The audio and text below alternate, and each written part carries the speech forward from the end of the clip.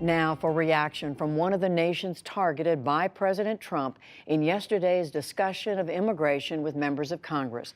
I'm joined by the Ambassador of Haiti to the United States, Paul Altidor. Mr. Ambassador, thank you for being here. Thank you for having me. It's a pleasure being here. Your reaction to what you were told and believe the President said yesterday? Surprised and disappointed that such statements would come out of such a prestigious office like the Office of the President of the United States. But again, those statements were alleged to have been made by the President of the United States rather than us simply coming out and condemn them, which we do condemn regardless who says them. We did, as a government, we did summon the U.S. Chargé d'Affaires in Haiti to come and explain or at least give us some clarity on what was said prior to us jumping into conclusion. And two, I've been actually trying to get some clarity as well from the State Department here in Washington, D.C., as to whether or not the statements were actually made. But again, like I said, regardless if those statements were made, unfortunately, the country of Haiti once again finds itself in the middle of yet another feud that has nothing to do with us as a people, and we wanted to be certain that this issue is clarified. Did the U.S. diplomat in Haiti speak to your government and have an explanation? Well, I know this meeting took place earlier this afternoon. I have yet to speak with my foreign minister to get all the details about this, but we know she came to the foreign ministry and discussed with our foreign minister. I have yet to have all the details on what was said. So you haven't gotten a read yet on what she said. What about the U.S. State Department here? You said you've been reaching out to them. Have they responded? What have they said? So far, we have not received any formal response yet from the State Department. Keep in mind, things have been moving quite very quickly throughout the day since this news broke out yesterday. So we're hoping between tonight and tomorrow, there may be a formal response from the State Department as to what exactly was said. So you feel you don't have clarity yet on exactly what the President said, or you do? Well, we know something was said. We know, unfortunately, something was said about Haiti and a group of other countries that we condemn the statements, we condemn the unfortunate things that were said, especially on this special occasion. Here I am sitting here today talking to you about some regrettable statement when Haiti is mourning, is actually commemorating the earthquake that happened back in 2010. And this is the anniversary of exactly. That happening. To this, on its exact date, 300,000 people lost their lives. 300,000 people. Mr. Ambassador, several people have reported from that meeting that the President said, speaking of Haiti, why would we want people from Haiti here?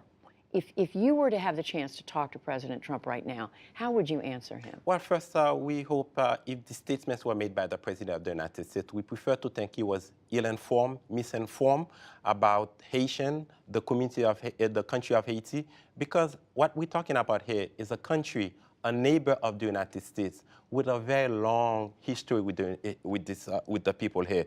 Haitians lost their life. Haitians gave their blood back in 1779 to fight for the independence of this country. So our history here with the United States goes back a long, long, long way. And to this day, as I'm talking to you, we have Haitians in universities who are professors here. We have Haitians who are driving cabs all throughout this country. We have Haitians taking care of the American elderly. We have Haitian teachers here teaching American students. In other words, we feel there's a misinformation as to who we are as a community. So in light of what's happened here, we're not here to simply condemn the statements. We also, as a government, as a people, to open our arms. So if I'm talking to President Trump today, what we're asking two things. One, as a candidate, he did go to Little Haiti in Miami to address the community. So we're inviting him back to come and discover some of those communities where Haitians live. Come to Boston, Mr. President. Come to Miami, Mr. President, and discover the resiliency, discover exactly what this community of Haitians are doing. And since we're talking about immigration as well,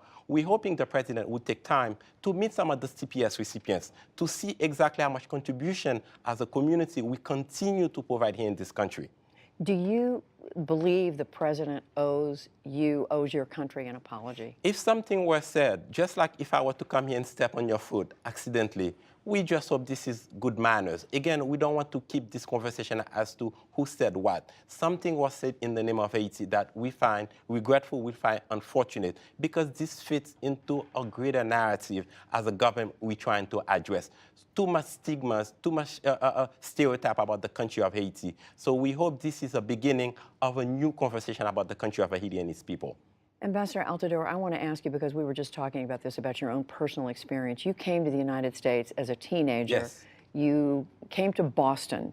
Yes. Just talk for a moment about what you found when you came to the Well, U.S. I came here just like most, this is the typical story of other immigrants who come here. I came here in January in the middle of winter with a t-shirt on my back from Haiti into Boston in the middle of January. But what happened? What happened is, just like most other folks who happened to have an opportunity to be here, went to school, got my little part-time job, made it to MIT, and became a Haitian ambassador. So this is our Haitian success story, but also an American story as far as we are concerned, in part because our two countries have been living side by side jointly for a very long time. Your father, you were saying, was a taxi driver. That's correct. In Boston. That's correct. So he spent a number of years here in Boston, in this country, contributing to the economy of this country, working exactly as someone who brought his family here. Exactly, and not only contributing to the economies of this country, but also making great contribution to the economies of Haiti as well. So this double bottom line, again, we're hoping the American public, including the president and others, get to know us as a community better. Too much misinformation is out there, too much misconception about who we are. So we're hoping to use this opportunity to engage the American public in a different conversation about who we are as a country, as a people. Well, you've certainly begun that conversation right here, and we appreciate it. Ambassador Paul Altidor, thank you. Thank you very much for having me today.